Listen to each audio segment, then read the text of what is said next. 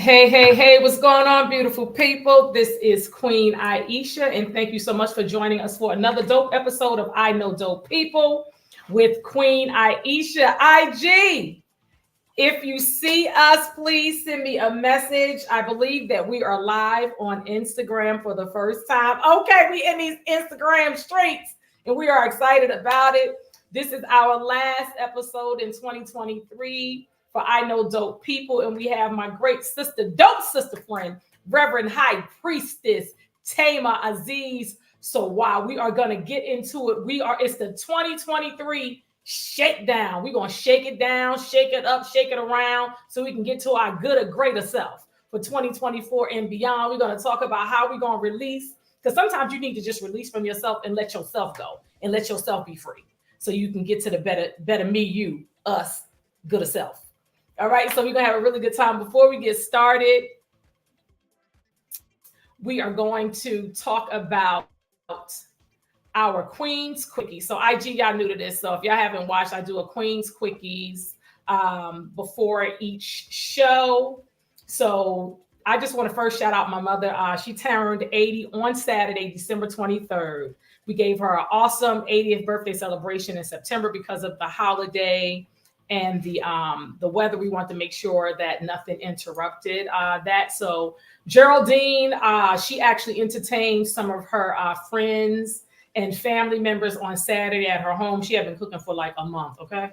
So she got it all together. She had a really good time. She was up early Saturday preparing food, and she told me on Sunday she was sleeping all day because 80 is catching up with her. All right, so happy birthday, mommy. I want to shout out, I went to go check out The Color Purple movie, which is a remake from the Broadway play. So if y'all didn't see the play, I did not. That's what the movie is a remake from. And that play, that movie, when I tell you it is phenomenal, awesome, great. I got tingles. I had tears in my eyes. I laughed. I smiled. It's just an awesome movie and so many encouraging moments and messages in the film. So if you didn't check it out, make sure you check it out. Last week, we had one of the assistant costume designer, Rashad Corey, who's from Baltimore, Maryland. He's a costume designer, and he actually did the scene for Celie's pants. So that's when she was in the red and she was tap dancing and all of that. So he dressed that scene. The movie actually, it's the biggest Christmas opening since 2009, which was Sherlock Holmes. The Color Purple made $18.5 million, and it opened in 3,152 theaters across North America. That's just in the US, okay? So if you don't know who's in it, Fantasia, Barrino Taylor, Taraji P. Henson, DC, Danielle Brooks, Coleman Domingo, Louis Gossett Jr., David Allen Greer. When I saw him, I was like, oh my God. So he did his thing. Dion Cole, my comedian brother, Corey Hawkins, Haley Bailey, her, Sierra, Tamala Mann, John Baptiste. It's a whole bunch of hitters in that movie. So make sure you all check it out. We have tons of pictures and all that Katanya is sharing with us. So make sure y'all check it out. Okay. Katanya actually, she did the premiere. She did the publicity. She was a public relations company for Rashad Corey's premiere in Baltimore on Saturday, and she said that was spectacular. It was like all media that came out to see the movie in Baltimore. So that's awesome. Big ups to The Color Purple and everyone that was a part of that awesome event. And some of the scenes in there, I said, oh, that's Oprah. That's how Oprah would do it. That's how Oprah would do it. All right, so we are going to get started. So I asked Thema, she probably didn't see this. I said, Thema, send me a quote, because we do a quote on the show every week to just inspire ourselves, to inspire the audience. So the quote today going to be the show. So we are tearing down, pulling apart with love and gentleness, the shakedown of 2023. Anything that is not serving us any longer, a habit of thought, anything that, let's go ahead and get rid of those things so we can get to our greater, better self. So my guest today is Reverend High Priestess Thema Azize Serwa. She is a pioneer and founder of the Womb SAUNA, which is based in Maryland. We actually met, I think it was over years ago. We met. Now, Thema started off young. Okay, she started off young at the age of 6, and she actually started her first business. She's been a nature girl for a long time. She used to take her mother's lotions and stuff plants in them and say this was medicine. She is unapologetically God's juju girl. She does workshops in person, virtually, and she has, oh my gosh, she has clients around the world that come from around the world to see her in person and virtually. She has been doing this for over 30 years. She has no shame in wanting to heal the female, knowing that everything starts with the woman. So please welcome my guest today, Sister Reverend High Priestess Thema Azize Serwa. Let's shake it down.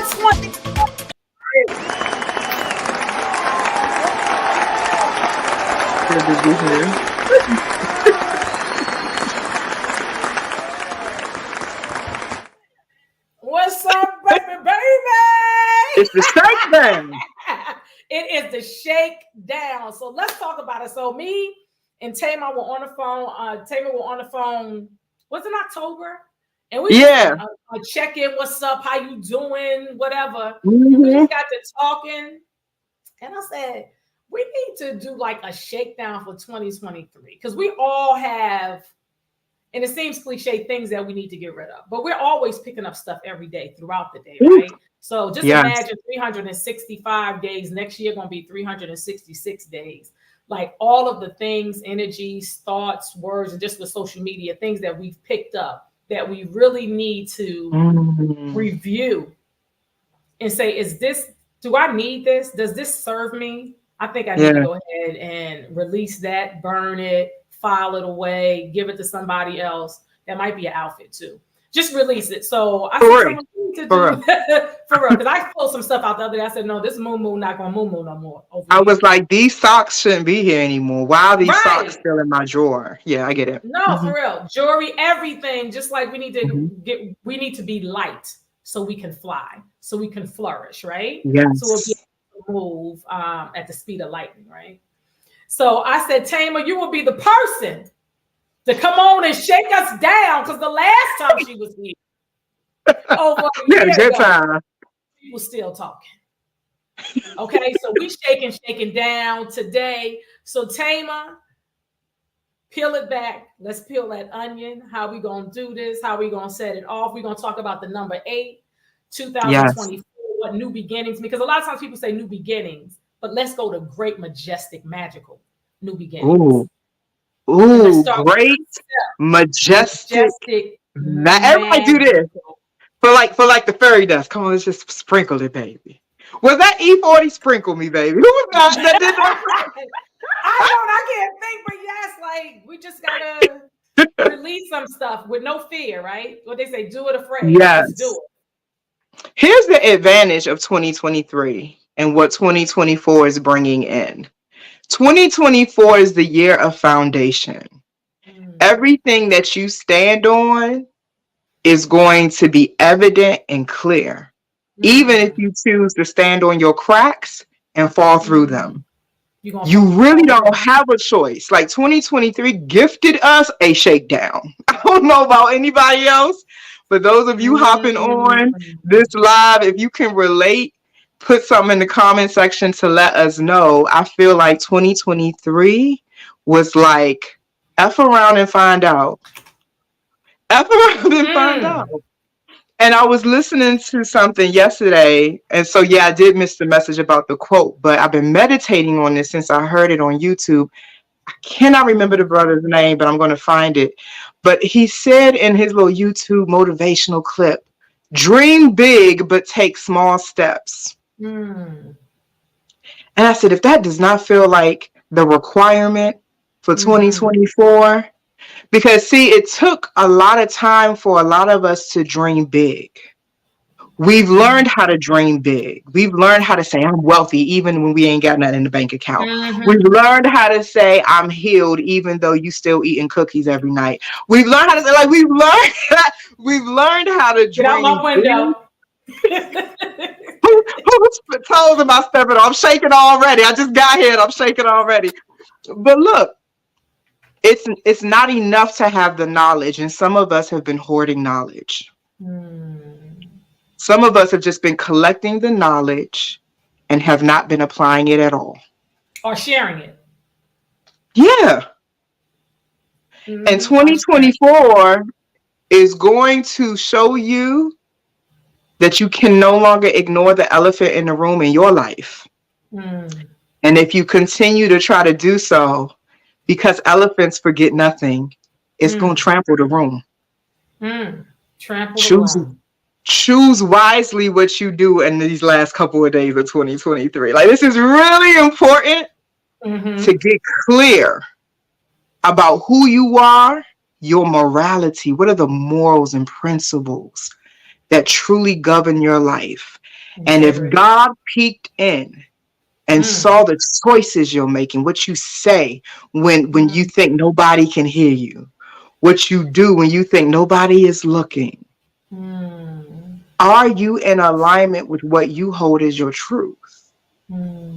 This is the shakedown. If you think these celebrity reveals and what's been all over the news and internet lately of this person being blasted for this and this person, wait till it hits your life. What's going to be revealed about you and what you do versus what you say you do? The avatars are not real and they are no longer needed. I'm done. And people who have been, say that again. We just got started. You can't be done. We ain't even live for 20 minutes. You gotta hang in here. I'm shaking. You gotta say that again. The avatars are no longer needed. It's not gonna work. It's not gonna work. I love that in the Queen Quickies you talked about the color purple, and I can't wait to go see it. It's on my list. I've been busy these past few weeks, but I'm going. But I love how we're not only able to celebrate the success of this project, right?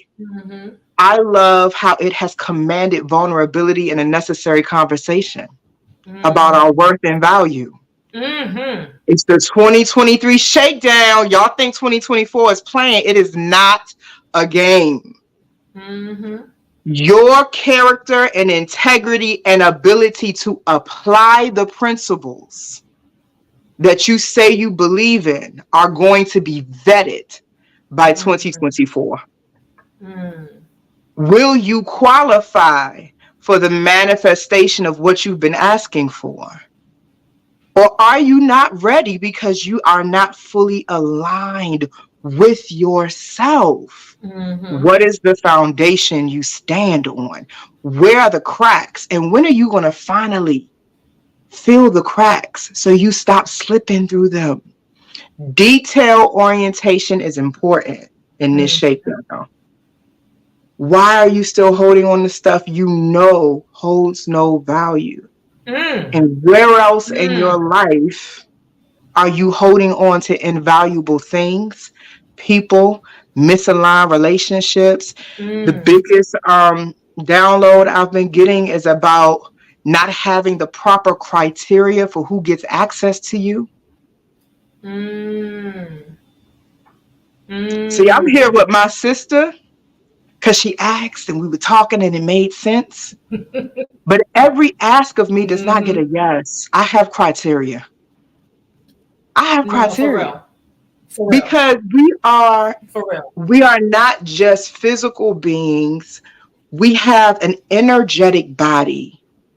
And too many of us have poor energy management. Too many of us have poor energy management. So because any and everybody, all people got to do is give you a little bit of compliments, a little bit of affirmation, a little bit of sensationalism, and they can automatically get access to your energy.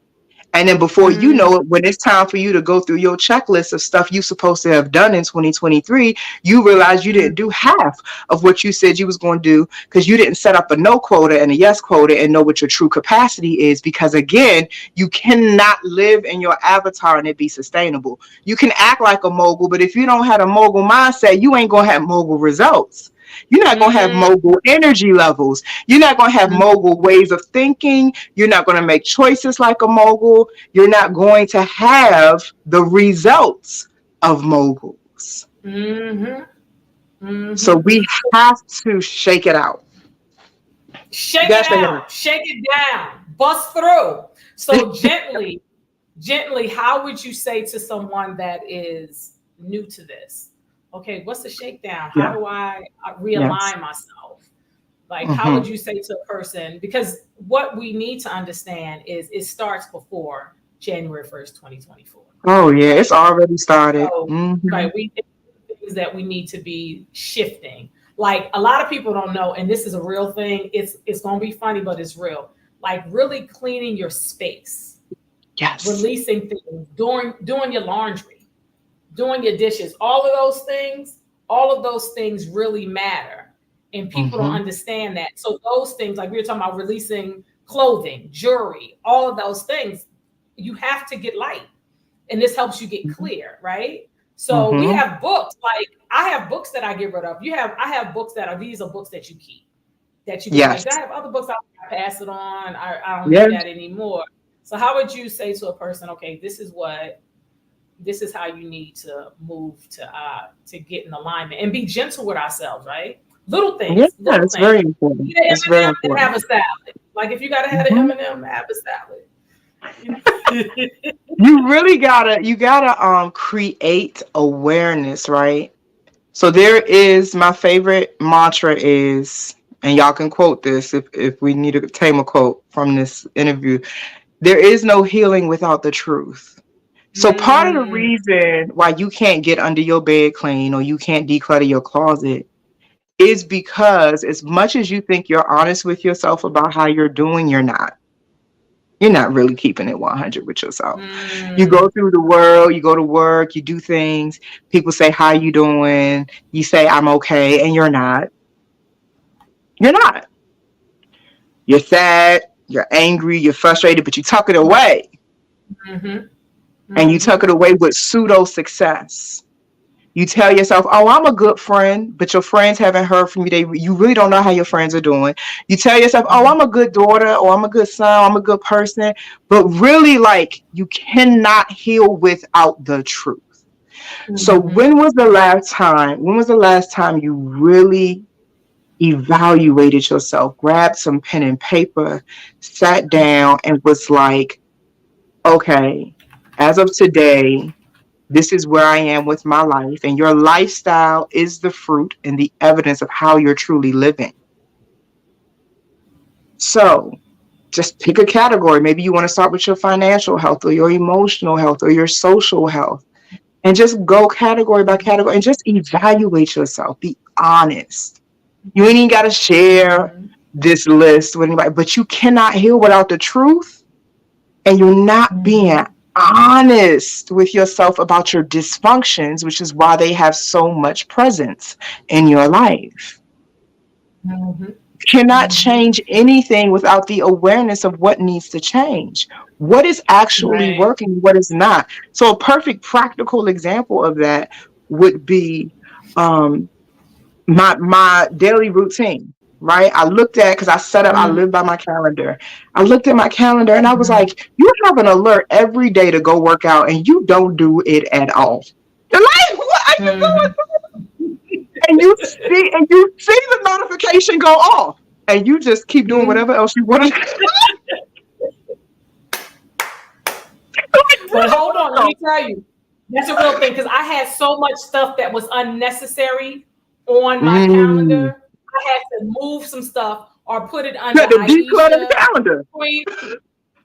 What's for Aisha? What's for Queen Aisha? And make sure they ain't overlapping. And then I put these reminders, remind me in a day, remind me in an hour. Sometimes it's just too much. It's too much for the brain, and it's too much for the nervous system. Yes, it's too much. So by being honest, here's what the principle of, I like how Marianne Williamson calls it. She calls it rigorous honesty. Like it's raw, it's unfiltered. She really is. So the advantage of honesty is it will immediately create the physiological response in your body of relief. Because it is the subconscious pattern of performing and trying to be a perfectionist that makes us lie to ourselves to begin with. It's okay to lack discipline. It's okay to not be there yet. I feel like somebody need to hear that and just accept that. You're not there yet. So you don't have to puff up yourself and present like you're there. You're not. It doesn't make you any less worthy of what you want. It doesn't mean that you can't have it, but you'll never be able to get prepared for it if you think you're already ready and you're not. So we got to get honest and tell ourselves the truth about our behavior. Because all of your behaviors reflect your choices and thoughts. And what has deepened for me is I've been examining my morality. And I had a major wake-up call in 2023 about allowing myself to bond with people who don't live in the same integrity and moral code that I say I believe in. And it became a problem. It became a problem when conflict presented itself, because when you bond with people who live by a different value system, there can be no accountability in the dynamic. Because when you challenge them according to your principles, when they're not governed by the same principles, they're like, what's the problem? So I had to shake that out. I was like, oh, no. If we don't hold the same principles, because I'm a spiritual woman, so everything I stand upon in my foundation is rooted in my morality and my codes, my values. If we are a vibrational mismatch in that area, I cannot give you intimate access to me. Had to pivot.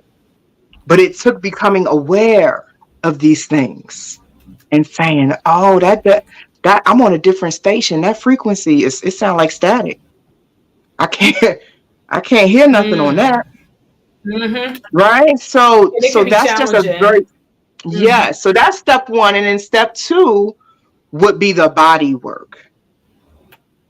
Because sometimes the transformation that's happening in your spirit happens so much faster than what your body can keep up with. And you have to remember that every cell in your body has its own mind and memory. It stores information. So as you're emotionally and spiritually clearing things out, getting honest with yourself, really looking at it, then your body is going to need its own flushing of old information to make room for this new agreement that you're going to make with yourself. So get your teas, get your body work, get the massages, get some Reiki, right?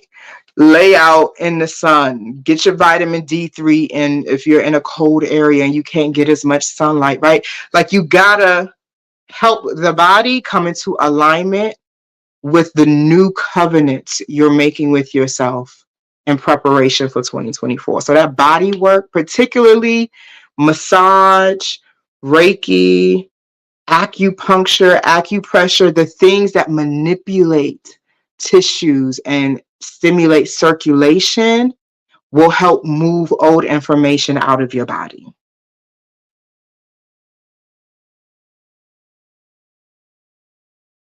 Oh, I can't hear you, Aisha. I can't hear you. I think you're muted. Hold on. Can you hear me? Okay, I can hear you now. There we go. Maybe I hit it by mistake. So as far as moving energy, cleansing, a lot of water, colonics, enemas, Sweat. fasting, sweating. Yes. Well, I believe in a steam. Let me tell you something. Steam gets you right. Steam gets you right. Yes. I'm going to be at the spa on New Year's Day. Good for you. Good for you. That's where you belong. Yeah. That's where you belong now. I'm going up in there. Yes, honey. And I be getting one in all the saunas. Yes. So, so tell us how important the moving it. You spoke about moving the energy, but like for instance, the steam, the yoni steams, the womb saunas that you do, all of those things, and even for men, the men. Do you do steam for the men? I don't. I just don't think that's my anointing. I'm too kinky for that, Aisha. I can't do it. Can't do it. I said what I said. Now I know myself and I accept myself. Okay. Judge yourself.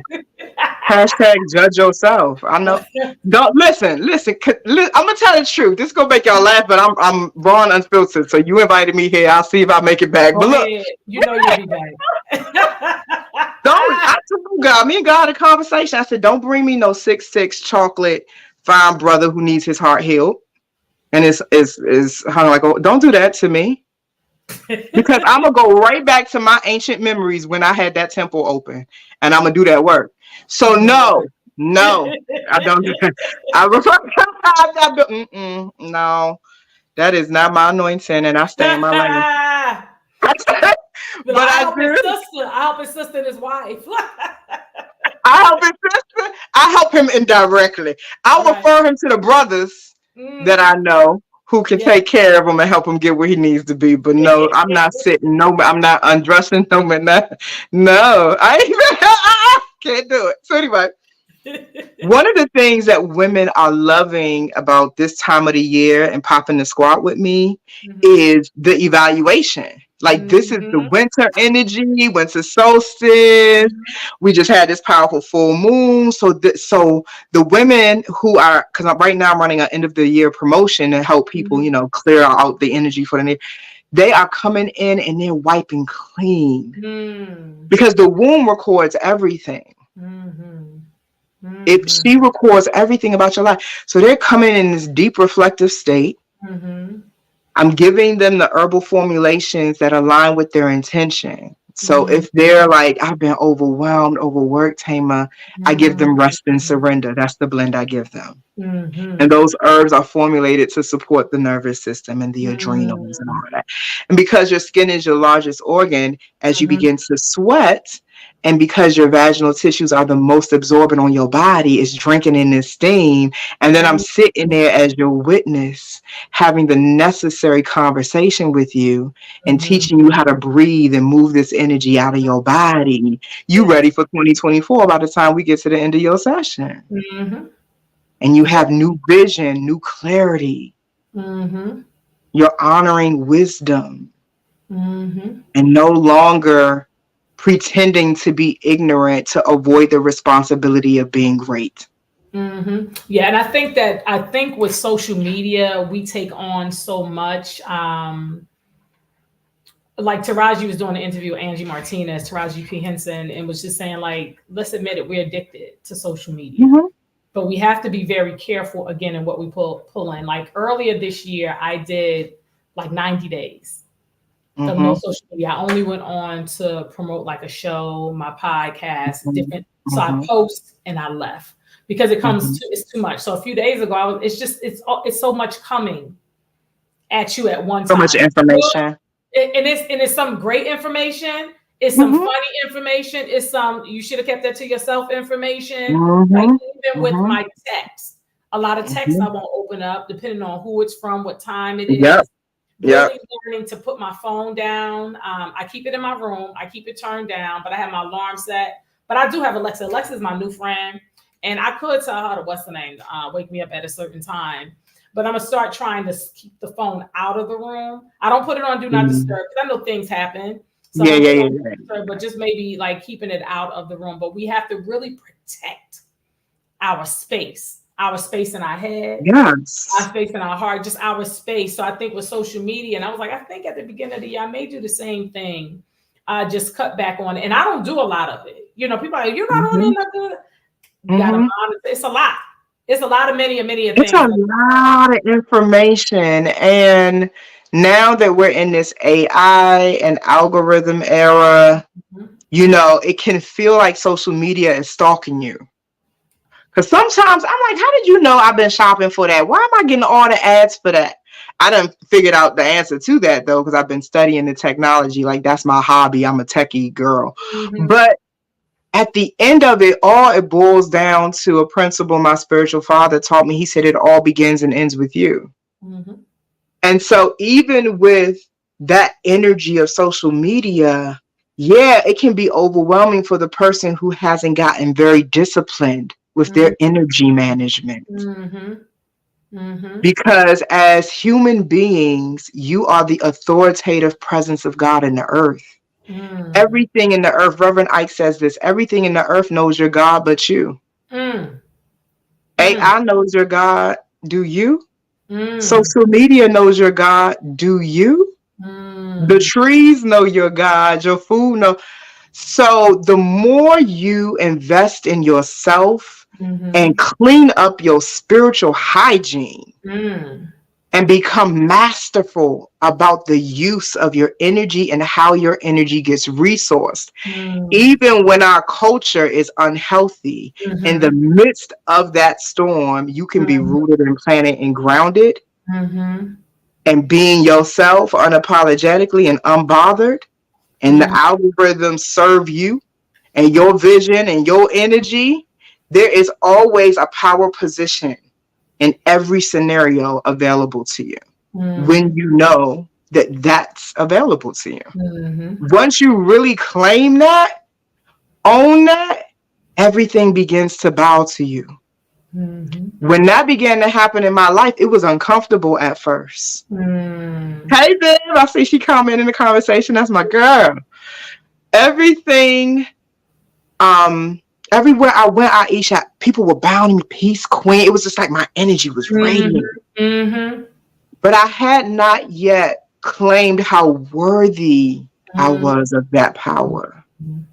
I wasn't ready for the responsibility. But once I got ready, now when they bow and they get on their knees, I bless them. Hey, God bless you. What you need? I went to hang out with my girl at this restaurant the other night. The DJ left. He came, got on his knees at my table and said, I must buy you a drink. I said, I understand. He said, no, seriously, your energy. But I used to resist that. I used to resist the higher seat. Because it was easier to be like social, for example, that social media is controlling me. Versus to say, I use social media in the ways I want to and need to when I feel like it. Exactly. Right? That's right. So I love that you brought that up because I hear it a lot and a lot of people do feel overwhelmed, but I invite you to consider having the necessary conversation with your nervous system. Social media is the representation of something that your nervous system wants you to know. That's why it's triggering for you. Because before we had social media, people still felt overwhelmed. So, we got to look at, well, what is it that I need to do internally to change my experience of the external things? So I'm no longer intimidated by things that are used intentionally to try to resource my energy without my permission. I like that. I like that. So let me ask you. So Thema, so do you do outside of the seasonal changes? Do you do like fasting or different, like once a month, weekly? Yeah, I really am disciplined with my spiritual practice. So like this morning, me and Zah was down by the water putting pumpkins and praying and talking to our ancestors in the rain. Like, I have really defined my spiritual practice, and it took the blessing of outgrowing church to really define that. Because when I was in church, I don't have a problem with church, so I don't want to offend anybody. I'm just saying, when I was in church, I relied on what the community there told me to do with my relationship with God. That was driving my interaction with spirit. But now that I've been, in this free-flowing, I am the temple where God resides energy, I really had to sit down and create the spiritual practice for my household. Oh, yeah, that's right. And it's fascinating to see how my 8-year-old has encoded it. Like, she gets up and says, "Mommy, the ancestors need our attention today." I'm like, you hearing from that? So like, it's fascinating to see how she has inherited just watching me be who I am. So I'm very consistent with my spiritual hygiene, especially with the nature of my work. I cannot do what I do and sit at the feet of women and help them heal. And I ain't, so I used to meditate 2 hours a day. I feel like I really need 4 now. I feel like I need 4 hours to sit and walk through my head. I have so much responsibility and impact, and so much of a demand on my energy. There are people who, when I'm asleep in different time zones, feeding off of my energy on YouTube from a video I put. So there's this constant energy and demand on me, so I can't get too complacent with my spiritual hygiene, or I begin to suffer. Let me tell you something. My spiritual father told me this years ago. He said, Aishah, when you're performing, every eye that's on you is not for you. Ooh, that's good. And that's just in life. But just imagine you're on the stage, just you alone, and then you have whatever amount of people. Yeah. Thousands, they're looking at you. Everybody ain't feeling you. You don't do it for everybody, right? So and because my name is a invocation, because it's a spiritual name that I received through initiation. When you say Thema Azize Serwa, whether you're blessing me or talking about me behind my back, or what, my energy, it's just like when Jesus was walking through the city and he said, "Who touched my garment?" That's what it's like for me when people. So I hear these whispers, I hear the energy, and I have to manage it. And I do that through my spiritual practices. And it constantly keeps me grounded and being clear about who I am. Because like you said, I ain't for everybody.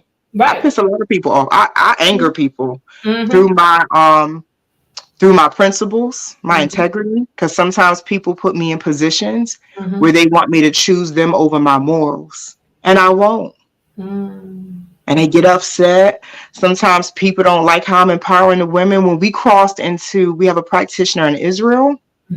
When we got into that region, all of a sudden, I got all these notifications from Facebook of complaints against my page. I said, "What is the complaint?" We did some paid advertising to that market to support our practitioner. And over there, the empowerment of women can be a problem. So all these men in Israel who knew nothing about just started putting all these negative reviews. And I was like, wow. You just never know who's watching. And that's why, if you're not ready, you got to be ready for that. Or like the Bible says, to whom much is given, much is required. Yes. And like my spiritual father said, when you come off the stage, he said, take 10 minutes for yourself. Oh, I love that. All back your energy. And that's one thing. How do you do that? What's your practice of calling back your energy? I'm just curious. So for me, when I call back my energy, and I learned this with Tony Jones through her music. She's so good. He really is. He's incredible. Prayer. I don't care if I'm lying down, if I'm walking, whatever. I just say with divine care, I call back all of my energy where it is no longer required, desired, cherished, respected, honored, protected. Call back to be fully cleansed and healed for my optimal good.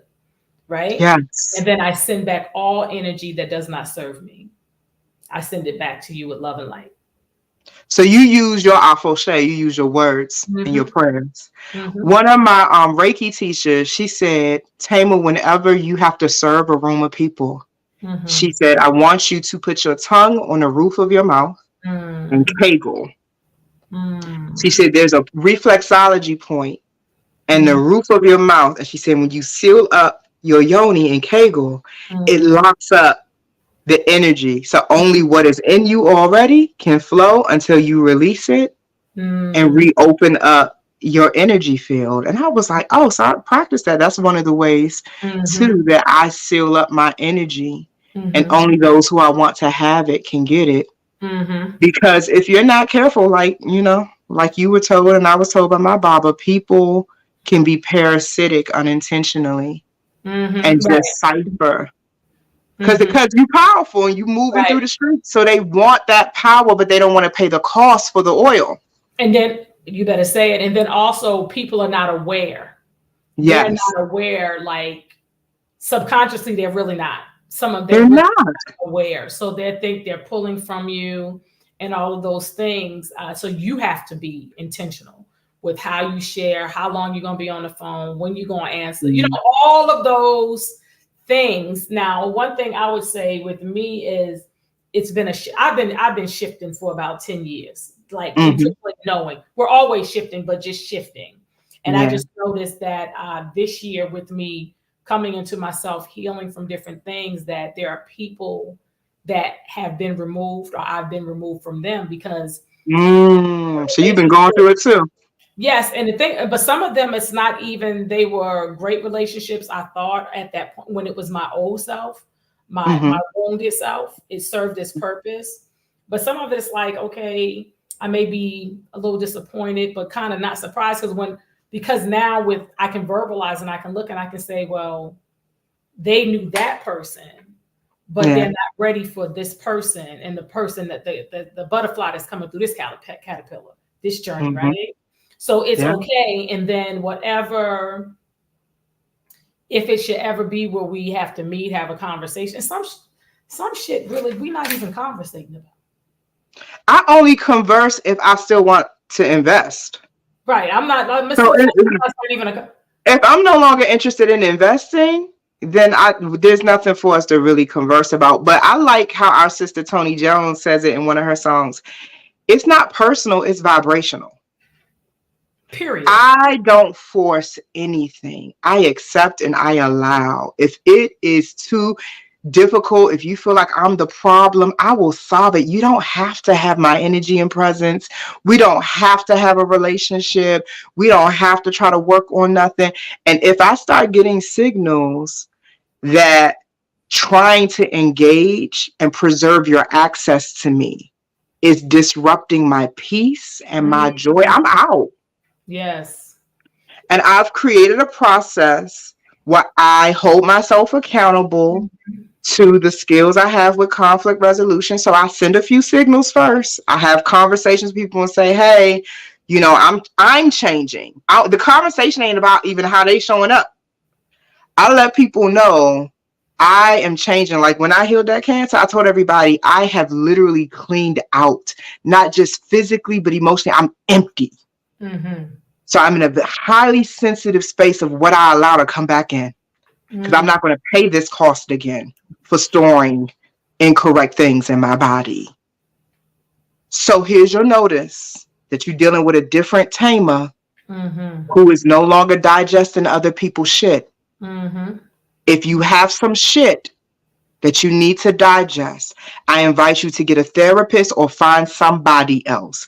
Because the space I'm in, I sent the memo to everybody that I love and was in relationship with. They cannot say they did not know. And some of them are not going with me into 2024. And that's true. So, no, it's for real. And it's okay. And it's okay. So it's reached its course. I had to I'm still releasing parts of me, like things that I say. I have this phrase that I say. What is it? And I just be like if something irritates me or somebody irritates, in my head, the first thing that come up is I don't give a fuck. But then I said, Aisha, you can't. I said, wait a minute. I need you to what's wrong with that, Aisha? No, because I want to, you know what I'm saying? I feel pain. That's what I say. What's wrong with that? But my thing is, I have to, because everything is not, I don't give a fuck, because some things I do. Okay. I need to examine why I give a fuck, because I might not really need to give a fuck, and vice versa. Oh, that part. Yeah. Because sometimes I'm like, yo, I ain't got time for this shit. Like, I don't give a fuck, whatever it can be, traffic, anything. So I'm like, okay, are you really irritated? Like, are you present? Are you? Yeah. Some stuff and some people, you just like, yo, I'm over it. Like, for real. You know what I'm saying? It's complete. Yeah, it's complete.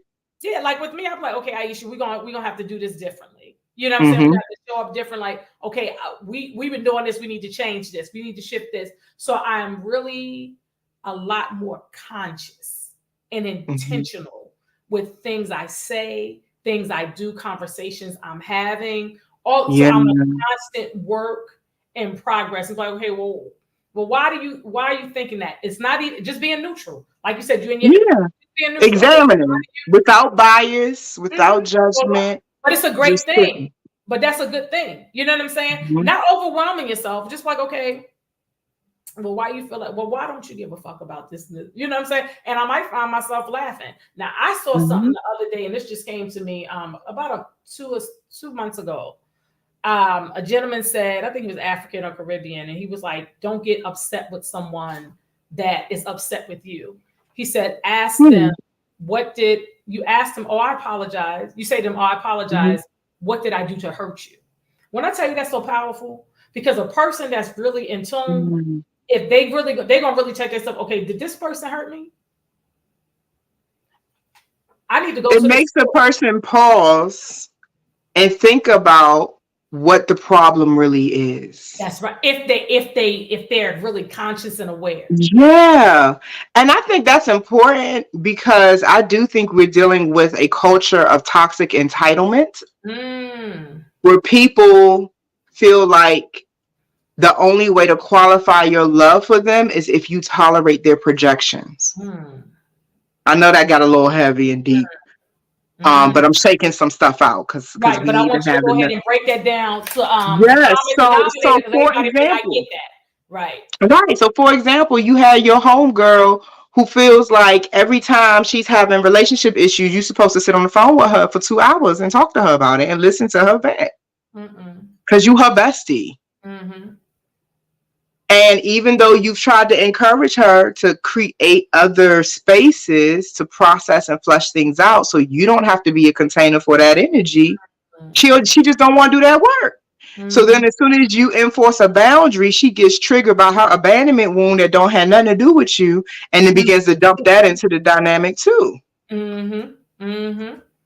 My therapist told me, and it's a simple statement, but it changed my life.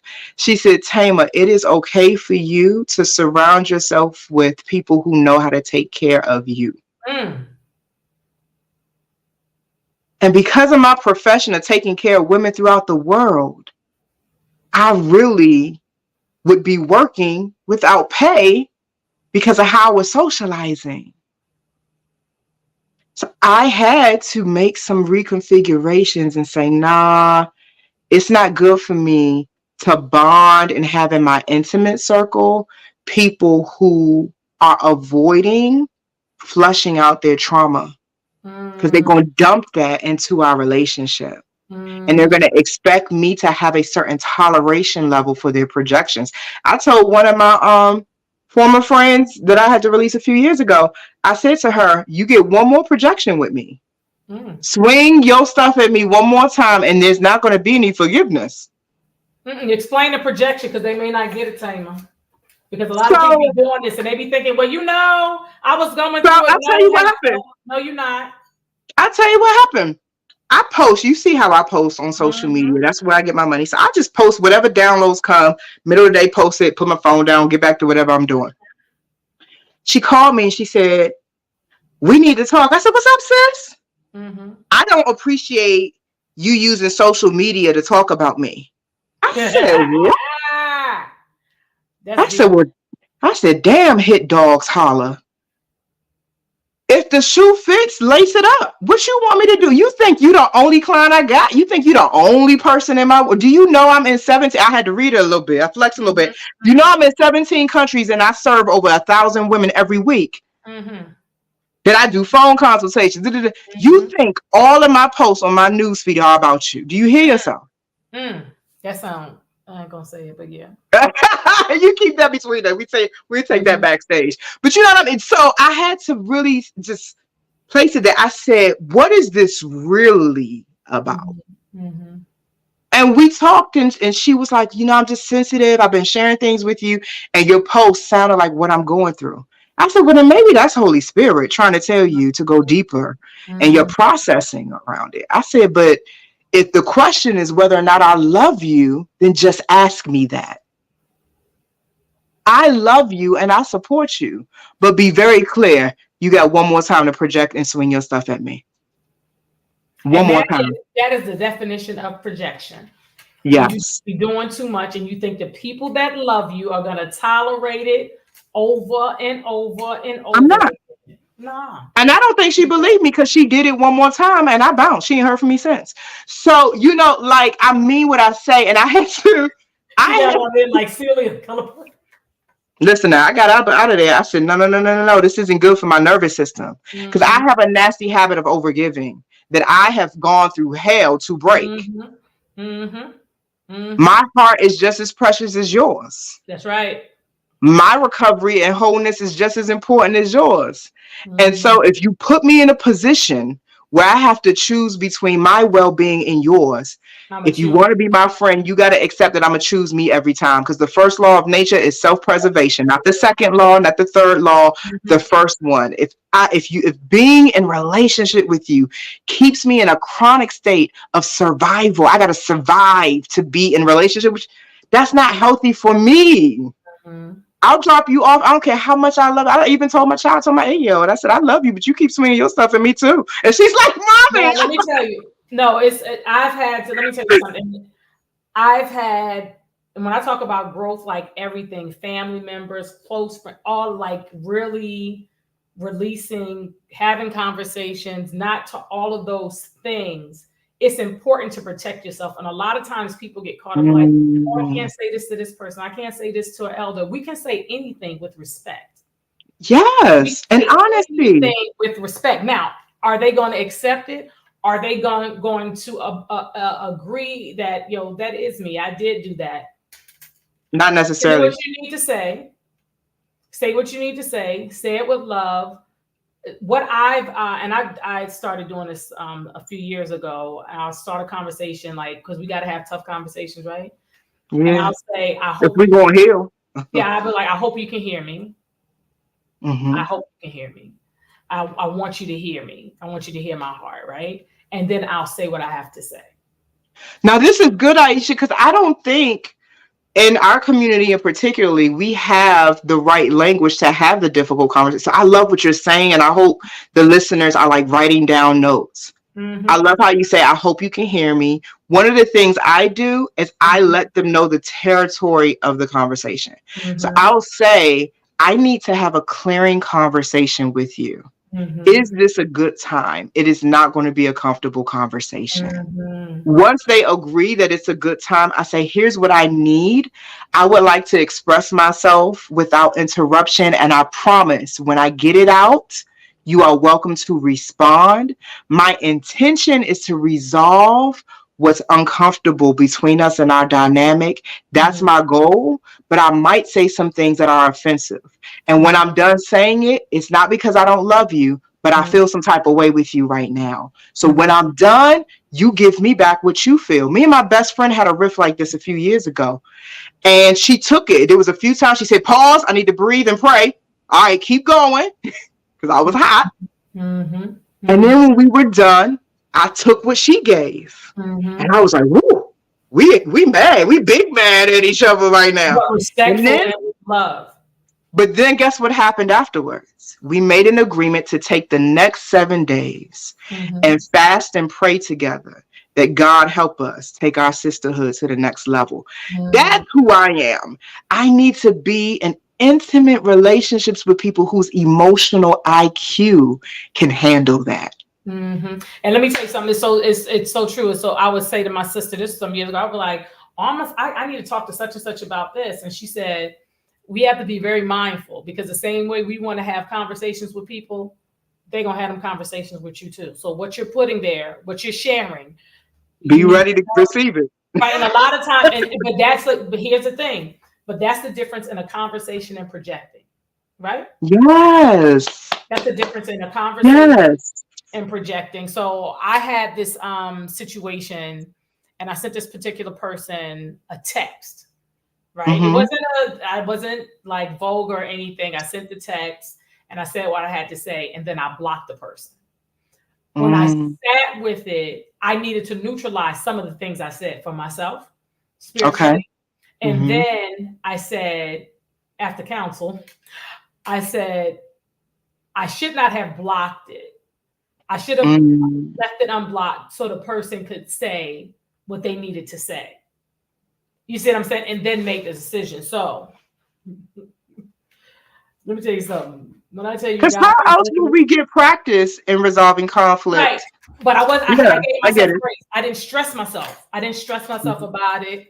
But I sat with it. It was like over a month or whatever.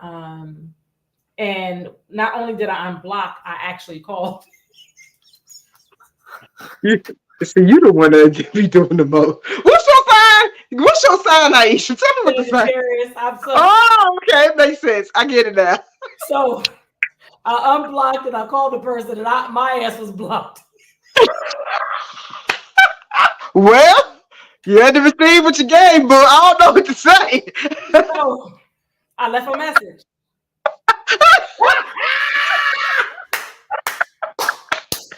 Exactly, Kataya. That's how shit when you be doing the dumb shit. You be like, so I was blocked, but I left a message. Okay. And I didn't apologize for what I said in the text. My apology was that I didn't allow the person to call, text, or respond. I blocked, right? So we also, I think we have to be very careful when we're blocking because we're blocking spiritually. So, but some people need to be blocked. Because the energy still has to be dealt with. Right. So people think, oh, I stopped talking to you, I'm unbothered and all this. No, the energy still exists. Because it's gonna, if it doesn't, and then guess what they do? It's gonna get into somebody else or another situation. So you have to get it. Or they take what they wish they could say to you and talk about you to other people. Right. And I'm like I was journaling this year. I said, how am I in rooms I wasn't even invited into? Oh, because y'all talking about me and you're invoking my energy.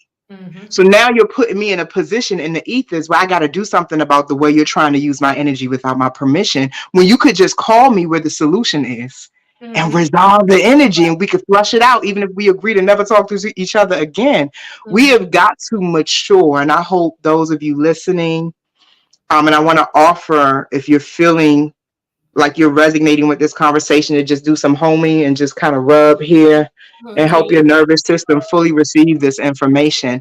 You have got to grow up with your social skills and your relationships. You've got to make it a goal to learn how to communicate more authentically, honestly, to find the courage to have the necessary conversations so you don't have temporary peace, but you can actually have real peace and closure.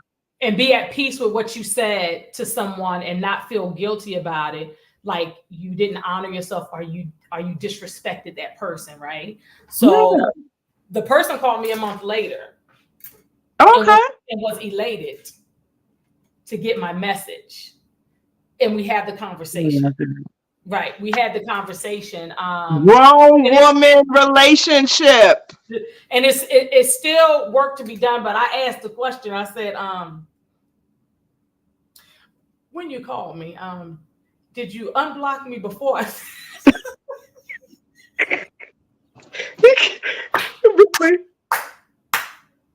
But see, you can laugh about it. Whereas some people would be falling out and crying, and every time they hear that person's name, they getting worked up, and but that's because you never addressed it. Yes. I think that we have to realize that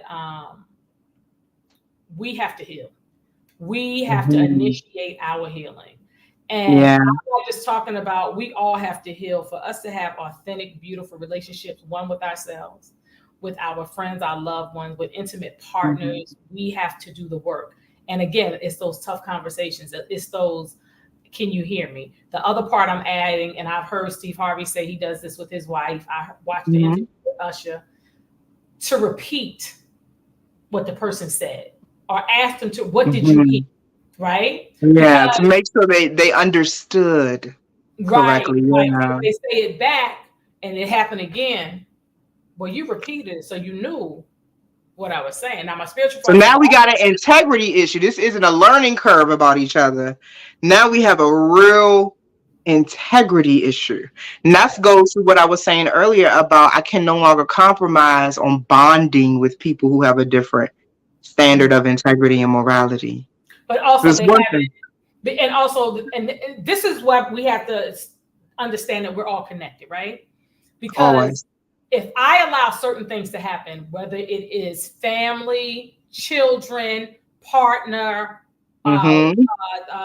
boss, if we don't correct it, address it, right? Then they'll go on through life doing it to someone else, never getting a lesson and thinking it's okay. So this shows that we're all connected.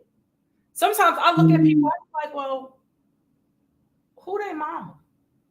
Yeah, who raised you? Or who they dating? Who, you know what I'm saying? Those types of things, because they haven't been corrected. They haven't been held accountable. So now the next person, whatever way, has to deal with it.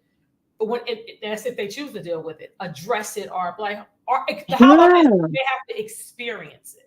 Right? Yes. So I love you said if they choose to address it or hear you or understand you, because the goal in having necessary conversations and trying to resolve conflict shouldn't be to get them to become different. Right. It should be, I'm invested in developing my skills in this area.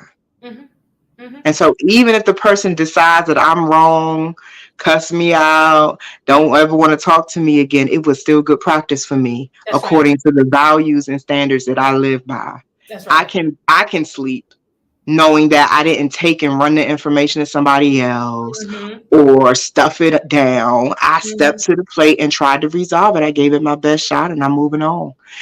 So those things matter. And when you do that, what happens energetically is you create a void. And then God begins to move upon that empty space.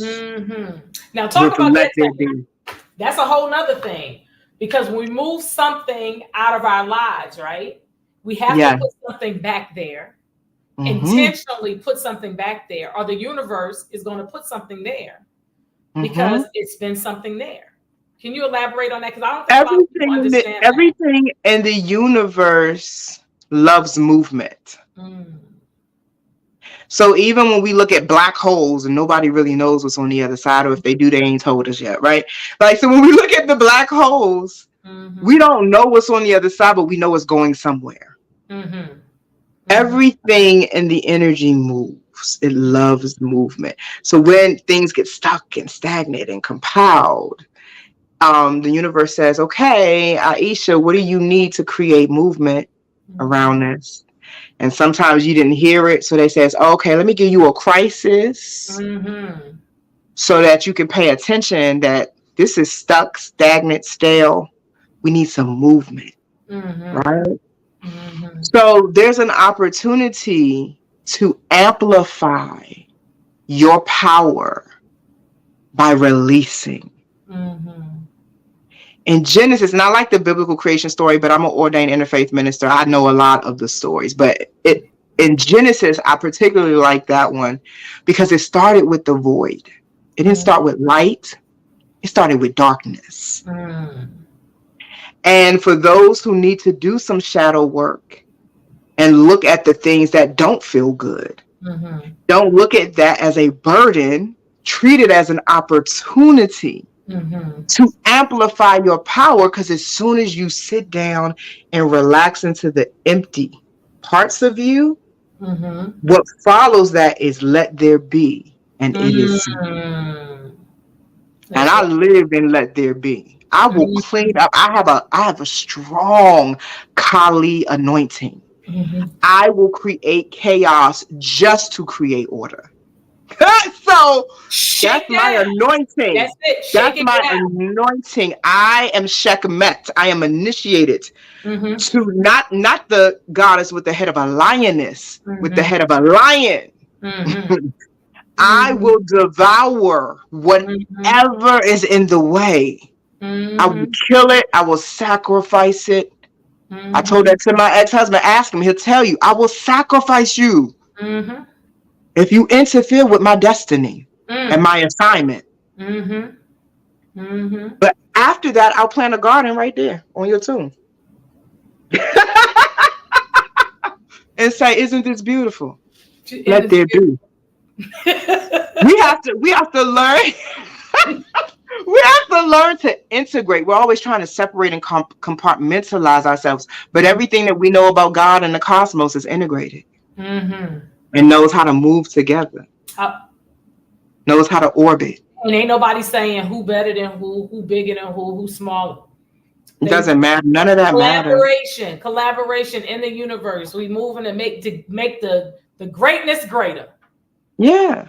So, and even the earth tells us when that doesn't work. When we have animals going extinct, when we have herbs, like I have a whole class on my university about mindfulness with herbalism, because literally our herbs are going extinct. We're over harvesting, right? Like when we don't find balance and harmony, it births suffering. And it's avoidable suffering if we would just change already. Because people just be doing too much. We're doing too much. So Thema, I want you to share your services, your offerings in your university and your foundation, your womb sauna. Like Thema has so many awesome things that she does with women, because if you understand, it all starts with the woman. Okay, when the woman is harmonious and healed and at peace, the world is harmonious and healed and at peace. So you have the womb sauna. You meet with clients virtually and in person. So share that information with us. So if women would like my one-on-one support and you're just resonating with my energy and you're like, yeah, Thema, I'm ready to kind of heal, you can book a session with me. I'm headquartered in Maryland, so you can come, pop a squat, experience the womb sauna expression of yoni steaming. Some of my clients who are in other countries and other parts of the U.S. are booking virtual sessions with me. We're running a special on Groupon right now for virtual sessions. If you want me to coach you at home, if you can't get to me in Maryland.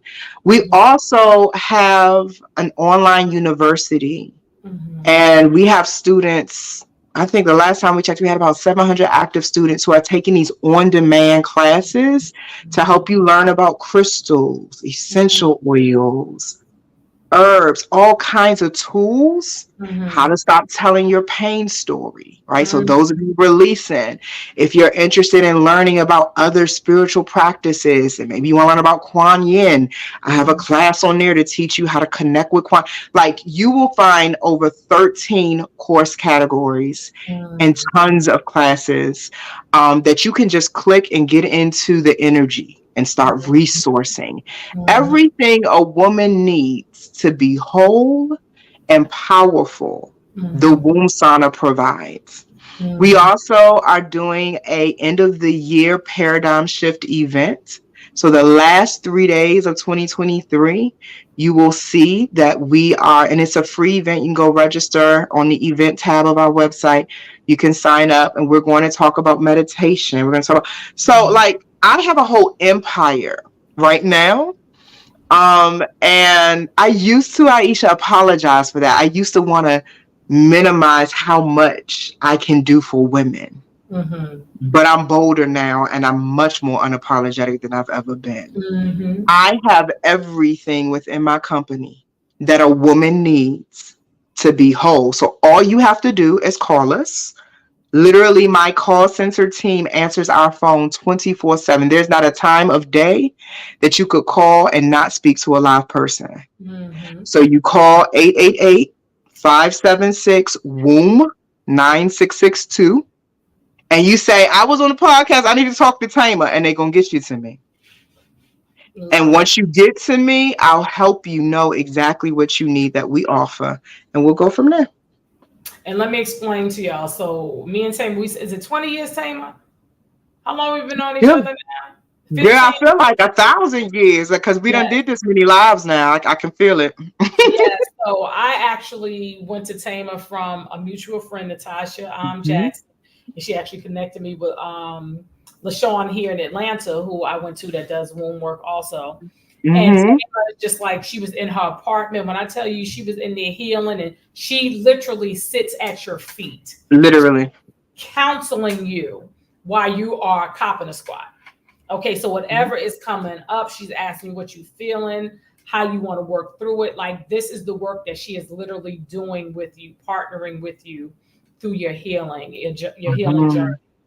And on Sundays, we got together and we would do woman sessions, the meditation, yes, the journaling, how to talk to your womb. Talk to your womb and manifest money, because we know we need money for everything, right? So wait a minute, Aisha, were you at the class where we did the healing your mother wound work, and every woman brought her mother? No. Girl, I can't remember if you was there. We did a class, and I still do these types of classes, where every woman brought her mother, and I had them have the necessary conversation right there and real. It was so life changing. So these are the types of things we do. So, and it's funny because it's not funny, it's ironic. Actually, you and I had a conversation in October. We had that same conversation in March. We're going to have a conversation here on I Know Dope People with Queen Aishah, and I believe you mentioned it in that conversation about woman, mother-daughter relationships, because it's a dynamic to it. And again, a lot of times we as women don't want to have these conversations with our mother, our guardian, the female figure in our lives, because we feel like you can't say that. Again, it's not what you say, it's how you say it, right? So you have to give respect and expect it, right? Yep. So we're going to do that in March. I love that. I want to have you. I think that it's important because when we look at some of these relationships, even with our generation of mothers, generations after us with mothers, the conversation, it's okay to be cool with you. I don't think I was cool with my damn mother until I was good and married. So when I say cool, meaning that as far as my friend, you know what I'm saying? Like you finally understood the woman she is. No, that I can say something, like have a conversation with her like we friends. Oh, okay. My mom, like, she likes to laugh, have fun and stuff like that. Yeah. But I think that now, in all generations, they're too comfortable. They're too comfortable to have that respect that this is my elder. You know what I'm saying? Like, so what I think is happening too, Miss Auntie. I can't call people Brenda if they're my elder. I got to put a Miss or Auntie or Mama in front of it. But here's what I think is happening though, because it is the mother or the matriarchal figure who teaches all children, male or female, what they deserve. So in this age of awakening, any elders who have not corrected what they gave, they are not owed a respect for the trauma they transferred. And so instinctually, the disrespect we're seeing is part of the awakening. I hate it too. But I also have been working. I work with a lot of young women. The 20-year-olds and teenagers been coming in, popping this squat. And yeah, and they've been purging this deep disappointment for being raised, for example, by mothers or grandmothers who don't practice what they teach. So, but you want all this respect from me, but you know I came out your womb, though, right? Like, it's like, you know, like, are we gonna pretend like I should dismiss my experience because you want a respect that I don't know if you really are qualified for? So then when I sit with the elders, because I get elderly women, I get women in their 70s and 80s that come in. They come in on Metro Access and everything, go to pop their squat too. And they're grieving because they don't know how to reconcile with their mistakes. So I'm in the middle trying to create a bridge, because the way we used to do it, giving the elders respect just because they wanted it, ain't working anymore. But at the same time, the youngins just being disrespectful ain't gonna work either. So what is it we really need to heal? That gets back to what we talked about earlier about honest conversations. Auntie, I want to respect you, but are we going to talk about how I grew up with you? You know what I mean? In our families, we struggle to have those conversations. I think we all know we need some work there. And I think that work is going to correct the disrespect. Yeah, I think you're right. And I think that also, like when I look at like my mom's generation, they didn't have certain conversations. They didn't talk about certain things. So those are things that's passed on, right? Passed on, but more importantly, that generation, they sit with them. And now we're in a time where they're seeing different things with our generations and generations after. So I think they kind of trying to figure out what they should talk about, what they shouldn't talk about. How do I forgive myself? Am I worthy of being forgiven? Well, wasn't nobody else forgiven, like all of those things. And I think ooh, that's a whole episode, what you just said right there. I felt that in my solar plexus. Yeah, that just to give yourself that space, that grace. And I think that when the elders give themselves permission to be like, hey, I'm human. I was learning that as I was going. Then you relieve yourself. And also I think that you're more gentle with your children and your grandchildren, because you've already said to yourself, hey, because I don't think it's a thing of saying, yo, I fucked up. I think it's a thing like, if you've never been a mother before, you've never been a father before, you don't know what you don't know. It's on the job damn training. And the reality is there a human being with no trauma on earth?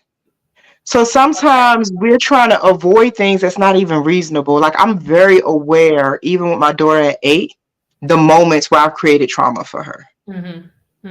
Like, I'm already aware because of the work that I do and the gift I have.